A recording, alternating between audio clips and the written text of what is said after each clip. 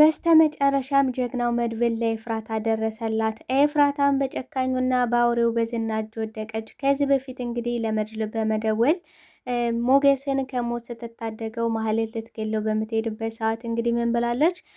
እችን ቀን እንድትረሳብኝ አልፈልግም፣ እንደ ውለታ እንድታይልኝ ይፈልጋለሁ በማለት እንግዲህ ከዝና ደግሞ ልትጠብቀኝ ይፈልጋለሁ በማለት እንግዲህ ቅድመ ጥንቃቄ እንዲያደርግም ነግራው ነበረ። አሁን ላይም ውለታዋን አልረሳም ማለት ነው ጀግናው መድብል። ብሩክና ቅድስትም እንዲሁም ሰርጋቸው እየፈጠነ ነው፣ ሊጋቡ እንደሆነ እንግዲህ መድብልም አልበቤን የማወጣው በወንድሜ የሰርግ ቀን ነው በማለት እንግዲህ እየቀወጡት ይገኛሉ። በሌላ በኩል እንግዲህ ሉላ በጣም ተጨንቃለች። ምክንያቱም ጠበቃቸውን አንተ ጋር ከምተኛ ገላይንም ከማረክስ በድህነት እያከኩ በኖርን እመርጣለሁ። ይህን እስር ቤት አውቀዋለሁ፣ ከማልፈልገውና ከማልወደው ሰው ጋር ሆኜ እስር ቤት ምን እንደሆነ አውቀዋለሁ። ከዚህ በኋላ ያን ስቃይ መልሼ አልደግመውም፣ የመጣው ይምጣ አቋቋማለሁ በማለት እንግዲህ ጠበቃውን ጥላው ሂዳ ነበረ። ነገር ግን ጠበቃው ሊተዋቸው አልቻለም። እንዲያውም ሞገስን እያጓጓው ነው የሚገኘው። ሀብት ንብረታችሁ ሀብት ማማ ላይ ዙረ ልትቀመጥ ነው፣ ምክንያቱም ማግኘት ያለብኝን ሰዎች አግኝቻለሁ፣ ሁሉ ነገር እየተስተካከለ ነው፣ በዚህ 2 ሳምንት ሀብት ንብረት ይመለስልሃል ነበር ያለው። ነገር ግን ለሉላ በጣም እጅግ የሚያስፈራሩ ነገሮችን ነበር የነገራት። አሁን ላይ ሉላ እጅጉን በጣም ተጨንቃለች ማለት ነው። ሰላም ጤና ይስጥልኝ ውድና የተከበራችሁ የቻናሌ ቤተሰቦች፣ ተወዳጁን ድራማ ምሳሌ ክፍል 107ን ወደ እናንተ ይዤላችሁ መጥቻለሁ። በዚህ ክፍል ላይ ብዙ ነገሮች ተፈጥረዋል። ቀጣይስ ምን ሊፈጠር ይችላል የሚለውን ነገር የምናወራ ነው የሚሆነው። ታዲያ ተወዳጆቼ ቪዲዮውን ሲጀምሩ ላይክ እንድታደርጉና እስከ ቪዲዮ ፍጻሜ አብራችሁ እንድትቆዩ በአክብሮት እየጋበዝኳችሁ ኤፍራታም የፈራችው ቀን ደረሰ። በዝና እጅ አንድ ቀን ልወድቅ እችላለሁ ብላ ከቤትም ተዘግታ የምትውለው ኤፍራታ አሁን ላይም ማህሌት አደፋፍራት ብሩክን ሂጄ ይቅርታ መጠየቅ አለብኝ፣ አብረሽ ደግሞ እንድትሄጂ እፈልጋለሁ በማለት እንግዲህ ወደ እነ ብሩክ ቤት በሚሄዱበትም ሰዓት ዝና እየተከታተላቸው ነበረ። ዝናን ስታይ እጅጉን በጣም ነበር የደነገጠችው፣ በጣም ነበር የፈራችው። በቃ የፈራሁት ደረሰ፣ በቃ ሊገለኝ ነው፣ በቃ አሁን ለመድብል ደውይለት፣ እኔን ከገደለኝም ለፖሊስ አሳውቀሽ ሬሳዬንም ቢሆን በስነ ስርዓት እንድትቀብሪ በማለት እንግዲህ ብዙ ነገር ነበር የቀባጠረችው ኤፍራታ። ምክንያቱም በጣም ነው የምትፈራው፣ በጣም ነው የሰጋችው ዝናን ማለት ነው። እንግዲህ በሌላ በኩል ቅድስትና እንዲሁም ብሩክ ሊጋቡ ነው ማለት ነው። መድብል እንግዲህ ምን ብሏል? ወንድሜ ቶሎ ሰርጋችሁ እንዲፈጠን እፈልጋለሁ፣ እኔም ደግሞ የልጅነት ህልሜን ማሳካት እፈልጋለሁ። እሱም ደግሞ የልጅነት ህልሜ አልበቡን አሁን ላይ ማሳተም ነው። ስለዚህ ማሳተመው አልበቤን ደግሞ የማወጣው በእናንተ ሰርግ ቀን ነው በማለት ሲነግረው ብሩክም አይ እስኪ ለሁሉም ነገር ጊዜ አለው፣ ህልምህን ደግሞ እናሳካዋለን ወንድሜ፣ ስለዚህ ምንም ነገር ሀሳብ አይግባ፣ ለሁሉም ነገር ጊዜ አለው፣ አሁን እኔ ማገገም አለብኝ፣ መሆን ያለበት ነገር ይሆናል ብሎ ነበረ። ቅድስትም አሁን ላይ እጅግ በጣም ደስተኛ ሆናለች። ምሳሌም እንግዲህ እየቀወጠችው ነው። አባዬ ቅድስት ምን እንዳለች እነግራለሁ በማለት እንግዲህ ሚስጥሮን ልታወጣ እየታገለች ነው። ነገር ግን ቅድስት ሚስጥሯ እንድትደብቅላትና አፏን እያፈነቻት ነው የምትገኘው። ቅድስትዬ እኮ እናት ሆንሻለሁ አባት ሲመጣ እኔ ደግሞ እናት ሆንሻለሁ አለችኝ በማለት እንግዲህ ሚስጥሩን የመዘግዘግ ስትሞክር፣ ነገር ግን ብሩክ አይ በቃ እሷ ሚስጥር ነው ካለሽሽ ሚስጥር ነው፣ ስለዚህ እሷ ልትል የፈለገችውን እኔ በጆሮሽ እነግርሻለሁ፣ አሁን ግን ታያት ብሏታል ማለት ነው። ዳጣም እንግዲህ ለብሩክ ማህሌት ብትመጣ ምን ይሰማል? ይቅርታ ታደርግላታለህ ወይ በማለት እየጠየቀችው ነበረ።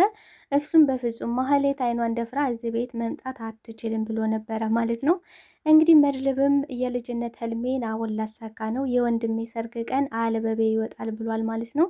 እንግዲህ ዳጣም በቃ ቅድስትና ቡራ ሊጋቡ ነው፣ ሲጋቡ የሰርጋቸው ቀን ደግሞ በቃ ሙዚቃው ይለቀቃል በማለት እየጨፈረች ነው። ነገር ግን መድብል አፉን ነበር የያዘው። ምክንያቱም አሁን ላይ ብሩክ ሁሉ ነገር ፕራይቬት እንዲሆን ሁሉ ነገር እንዲደበቅ ነው የሚፈልገው። በተለይ ለመድብል ደግሞ ደፍሮ ቅድስትን እኔ አፍቅሬያታለሁ ወይም ደግሞ አፈቅራታለሁ ማግባት ፈልጋለሁ ማለት በጣም ከብዶታል አሁን ላይ። መድብል እንግዲህ እየጠየቀው ነበረ። ቆይች ሴት ብዙ ዋጋ ከፍላላለች፣ ለአንተ ያልሆነችው ነገር የለም። እኔ እንኳን ብሰቃይ የፈለገ ነገር ብሆን ወንድምህ ነኝ፣ የእናት ልጅ ነኝ። እሷ ግን አትዘመድም፣ ግን ይህን ሁሉ ነገር ዋጋ ከፍላላለች ሲለው፣ ቆይ ማናት እቺ ሴት ማናት? እኔ ራሱ በጣም ነው ያጓጓች በማለት እንግዲህ እንዳይነቃበት እያደረገ ነበረ። ግን ደግሞ መድብል ስማርትና የገባው ስለሆነ በቃ አላስጨንቅም፣ ሁሉም ነገር ገብቶኛል። ነገር ግን አንተ ይሻለና እኔ ምድር ከእሷ ጋር መሆኑን እንዳትረሳ። ምክንያቱም እኔ ትልቅ ወንድም ነኝ፣ ትልቅ ወንድም እንደመሆኔ መጠን ደግሞ የምልህን ታደርጋለህ በማለት እንግዲህ ዳጣና እንዲሁም መድብል አሁን ላይ ለብሩክ እየዘፈኑለት ነው። የአምራሽ ቀኑ የሚል ዘፈን ነበረ። ደስታችን ዛሬ ነው እንዲህ አይነት የተባረከ ትዳር በማለት እንግዲህ በሚገርም ዜማ ዘፍኖለታል። እጅግ በጣም ደስ የሚል ነገር ነው። እውነት ለመናገር ብሩክም እጅግ በጣም ነበር የወደደው። ዳጣም እንዴ በዚህ አልበብህማ በዚህ ድምፅህማ ውሃ ራሱ ብትሰማ ይሄኔ በቃ እኔ ምን ልክ እንዳንተ ዘፋኝ ነው መሆን ነበር የምትለው በማለት እንግዲህ እየነገረችው ነበረ። አሁን ላይ ብሩክም ቅድስትን እያናገራት ነበረ። ቆይ ግን እኔ የምልሽ ይህን ሁሉ ነገር ዋጋ የከፈልሽልኝ ለምንድን ነው? ምን ስለሆነ ነው? ይህን እስኪ ምክንያትሽን እያንዳንዱ ነገር እንድትነግሪ ይፈልጋለሁ። ምክንያቱም መጀመሪያ በልጅ ህመም ላይ ያለሽ ንብረትሽን እየሰራሽውን እንደዚህ ሆነሽ የሰራሽውን ገንዘብ ለእኔ ስትሰጪ ነበረ። እንደገና ደግሞ ከማህሌት እየተቀበልሽ ለእኔ ገንዘብ ስትሰጪ ነበረ። እንደገና ደግሞ አሁን እኔ ስቃይ ውስጥና ችግር ውስጥ ስገባ ልጄን ጠብቀሽ አቆየሽ እና ምክንያትሽ ምን ነበር? እስኪ ንገሪኝ ብሏታል ማለት ነው። እሷም ለሁሉ ነገር ምክንያት አለው፣ እሱም አንድ ቀን ይገባሃል ነበር ያለችው። እንግዲህ ቅድስት እንግዲህ ይህን ሁሉ ዋጋ የከፈለችለት ብሩክን እጅግ ከራሷ በላይ አብዝታ ስለምትወደው ስለምታፈቅረው ነው። እሱንም እንግዲህ ብሩክም ራሱ ያውቃል። ነገር ግን በቃ ከዚህ የተለየ ነገር ምንድን ነው ያላት ማለት ምን ብለዋለች እንግዲህ ቅድስት ብሩክ ማለትም መድሉ ያደረገልህን ነው የኔም ያደረግኩት። ስለዚህ እነሱ ናቸው የጠበቁህ፣ እነሱ ናቸው የፈለጉህ፣ እነሱም ናቸው ያገኙህ ስትለው አይ መድብል እኮ ወንድሜ ነው። ስለዚህ ወንድሜ ደግሞ ግዴታ አለበት እኔን መፈለግ፣ እኔን ማግኘት፣ ልጄን የመጠበቅ እያንዳንዱን ነገር የማድረግ ግዴታ አለበት። ምክንያቱም ወንድሜ ስለሆነ። አንቺ ግን ምን ስለሆንሽ ነው በማለት እንግዲህ እየጠየቃት ነበረ። ያው ብሩክም እጅጉን ሁሉ ነገር ገብቶታል ማለት ነው። እንግዲህ ሳሎን ቁጭ ብለው መድብልና እንዲሁም ደግሞ ምሳሌ እየጠበቁ ነበረ። ምክንያቱም ቅድስት የገባሽው እራት ደርሷል እና ብላ ለማለት ነበር ማለት ነው። ስለዚህ ቁጭ ብለው እንግዲህ የልባቸውን እያወሩ ነው። መድብልም እንግዲህ ለምሳሌ ምን ብሏታል? ወንድም እየሰሩልሽ ነው ወንድም እየሰሩልሽ ነው ስላላት፣ እንዲህ ቆይ ወንድም እየሰሩልኝ ነው እንዴ? ቆይ ከዚህ በኋላ እንዴት ነው እናቴ የምትሆነው ብላለች ቅድስት። እንዴት ነው እናቴ የምትሆነው?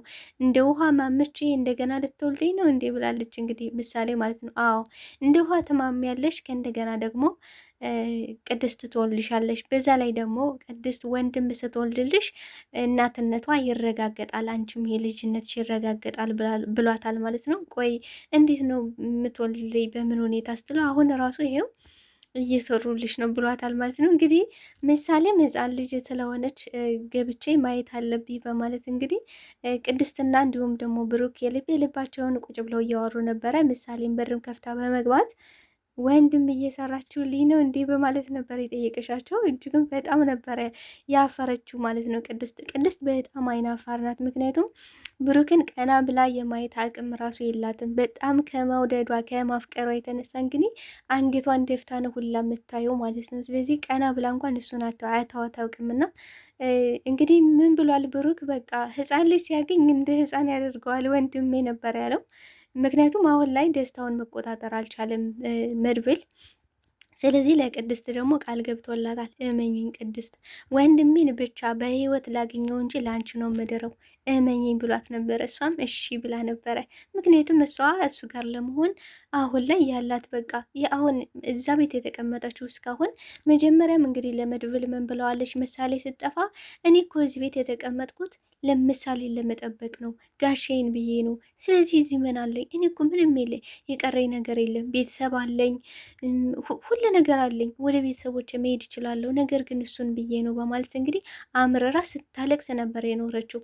ማህሌትም አሁን ላይ እያማረረች ትገኛለች። በቃ ዙሪያ የጨለመ አሁን እኮ ምንም የተሳካልኝ ነገር የለም፣ ሁሉ ነገር አይሳካልኝም፣ ህይወቴ ሁሉ ምስቅልቅል አለ በማለት እንግዲህ ለኤፍራታ ስትነግራት፣ ኤፍራታም ይሄ እኮ የተንኮልና የሴራሽ ጥግ ነው፣ በቃ የተንኮልና የሴረኛ መሆን ውጤቱ ይሄ ነው። አንቺ እኮ ጥሩ ሰው ብትሆኝ ኑሮ ወደ ጥሩነት ብትመለሽ ይህ ሁሉ ነገር አይደርስብሽም ነበረ። ስለዚህ ክፋት ክፋት ነው። ክፋት ደግሞ መልሶ ራስን ነው የሚጎዳ። መጀመሪያ ራስሽን ጠላልፎ የሚጥልሽ ራስሽን ነው የሚጎዳሽ።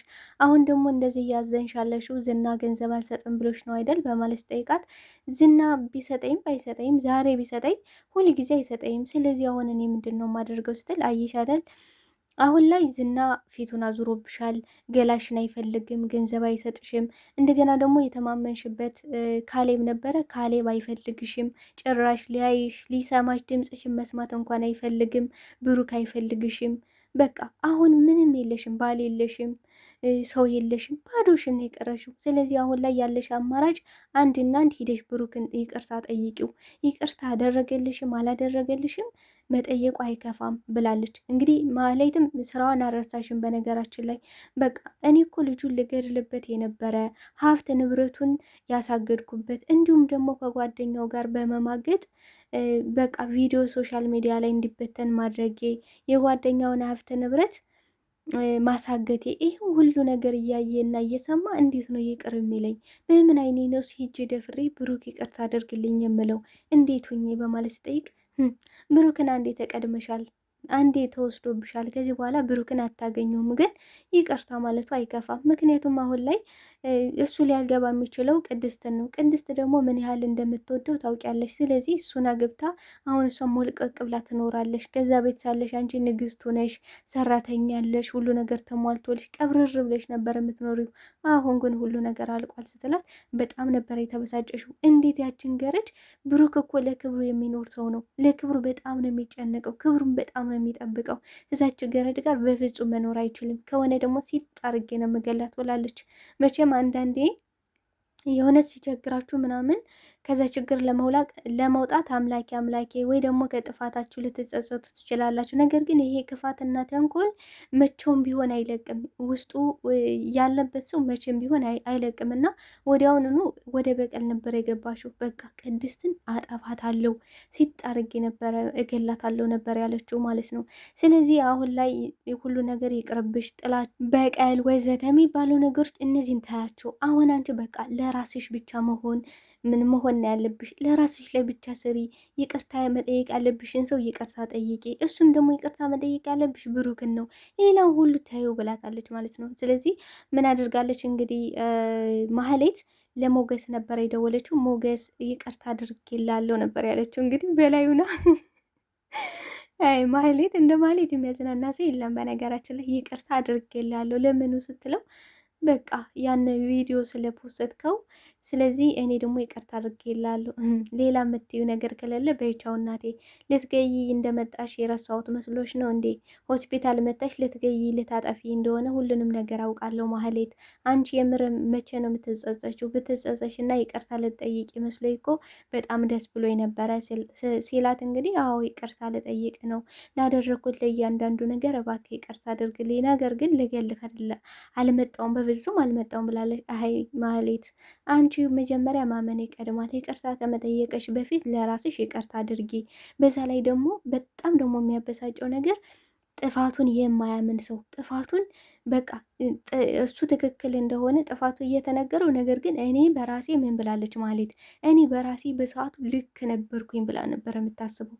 ነገር ግን ልክ አይደለሽም። ስለዚህ ልክ አለመሆኗን ደግሞ ሰው ሲነግራት አንዳንዴ ሰው የሚለንን ነገር መስማት መልካም ነው ብዬ አስባለሁና በመሀልም እንግዲህ ሞገስም ይቅር ብዬሻለሁ፣ አንቺ የምር ከተጸጸች ይቅር ብዬሻለሁ፣ ነገር ግን መጀመሪያ ለራስሽ ይቅርታ አድርጊ ነበር ያላት።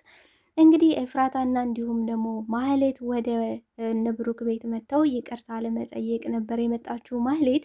ነገር ግን ዝናውዬ እየተከታተላቸው ነበረ። እንግዲህ ከዚህ በፊት እንድታመጭልኝ ይፈልጋሉ ኤፍራታን እንደምንም ብለሽ አምጭልኝ፣ ካልሆነ ደግሞ ከነብሩክ ቤት ብሩክን ይቅርታ ጠይቀሽ ከዛ ቤት ትገቢያለሽ ሲላት፣ እሷም እዛ ቤት እህቴን አሳልፌ ከምሰጥ እህቴን ከማስገድል እኔ ከነ ብሩክ ቤት እገባለሁ ብለው ይቀለኛል በማለት እንግዲህ ከነ ብሩክ ቤት እሄዳለሁ ብላ ነበረ። እንግዲህ ዝናም እየተከታተላቸው ስለነበረ ሲጥ አድርጎ ኤፍራታን ይዟታል ማለት ነው። በዚህም ሰዓት እንግዲህ ጀግናው መድብል በየትኛውም ቦታ ብትሆኝ በምንም ሰዓት ቢሆን እደርስልሻለሁ፣ ሁሌም ካጠገብሽ ነኝ ብሏት ስለነበረ ከዝና ከጨካኙ ከአውሬው እጅ አድኗታል ማለት ነው። እስኪ የተሰማችሁን ሀሳብ አስተያየታችሁን በኮሜንት ሴክሽን ላይ አስቀምጡልኝ። ቤተሰቦቼ ተወዳጆች ላይክ ሼር እያደረጋችሁ ልታበረታቱኝ በአክብሮት ጠይቃችኋለሁ። በዚህ ክፍል ላይ ምን ተማራችሁ? ምንስ ተረዳችሁ? እጅግ አስተማሪ ነው በእውነት በአሁኑ ክፍል ላይ ዝናና እንዲሁም ደግሞ የማህሌትን ውድቀት የማህሌትን ክስረት ያየንበት ነው። እንዲሁም ደግሞ ኤፍራታ ያደረገቻቸው መልካም ነገሮች አሁን ላይ መልሰው እየከፈሏት ነው የሚገኘው። እጅግ አስደሳች ነው ብዬ አስባለሁ ተወዳጆች።